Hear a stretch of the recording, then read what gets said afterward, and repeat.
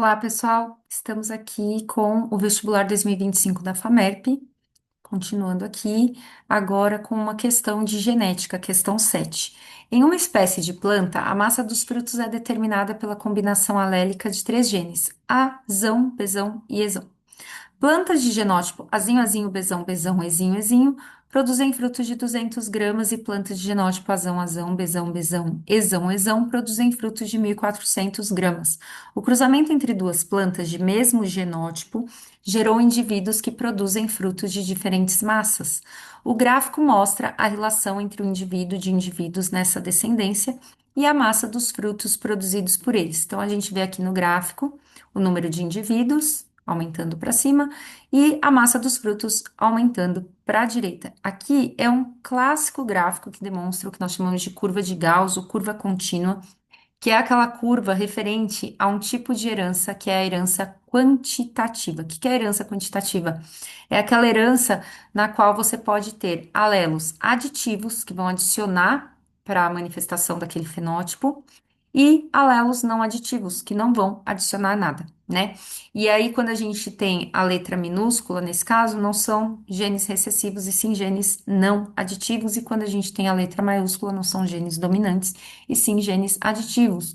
Outros exemplos desse tipo de herança é a nossa altura, a cor da nossa pele, né, que vai depender de uma quantidade aí de alelos aditivos. Por isso que a gente não tem só uma coisa ou outra, igual quando se trata de uma herança de dominância simples, né, ou de dominância completa, na qual você tem um alelo dominante, pode ter um alelo recessivo. Aí ou você vai manifestar uma coisa ou a outra, né? O clássico exemplo lá das ervilhas do Mendel, né, que ou era amarelo, ou era verde, ou era lisa, ou era rugosa. Aqui não, você vai ter uma grande variabilidade, né? Você não tem indivíduo só com 1,60 e com 1,80. Não, você tem um indivíduo com 1,61, 1,62, 1,63, é uma coisa contínua, não é?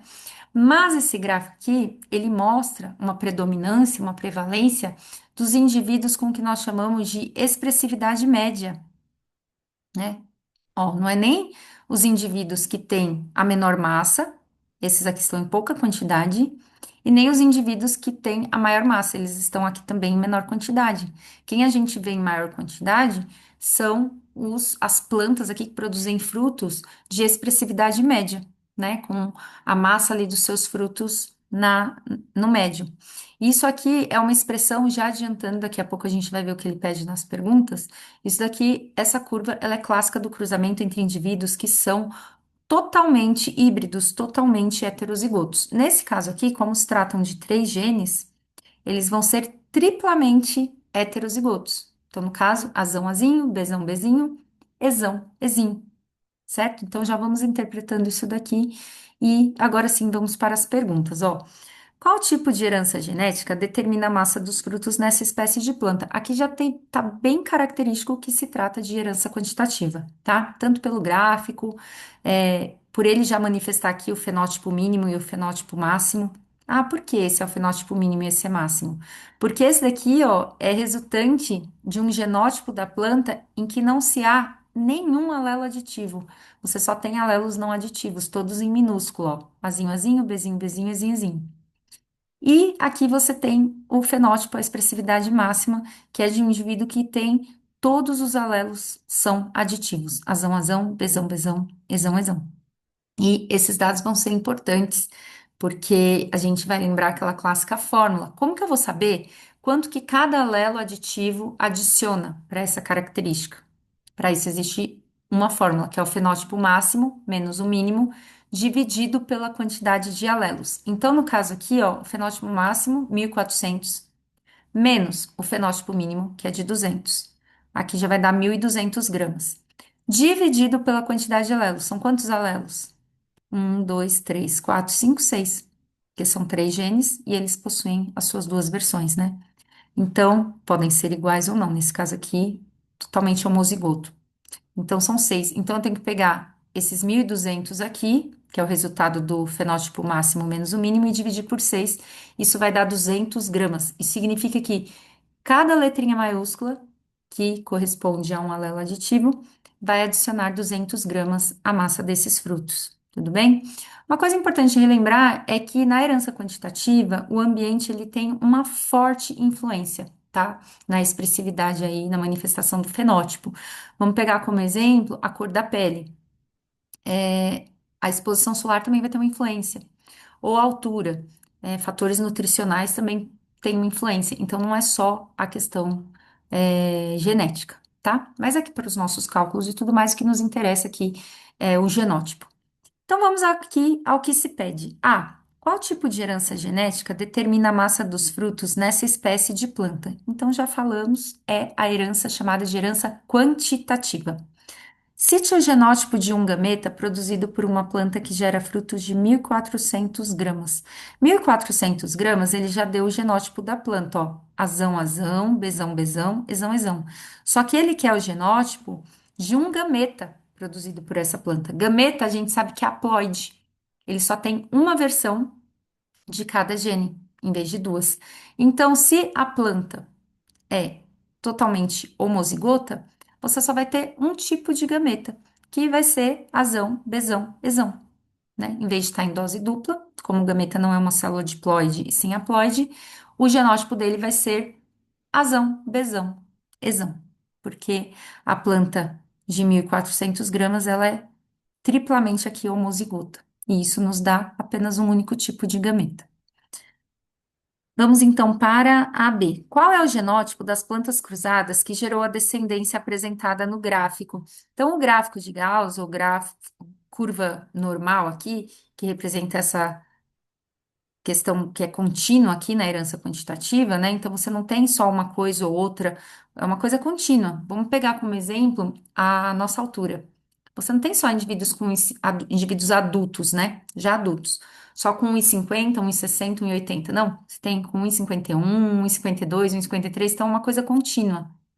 Só que esse gráfico aqui, ele mostra uma prevalência, uma quantidade maior de indivíduos com a expressividade média, que são os indivíduos que são totalmente heterozigotos, tá?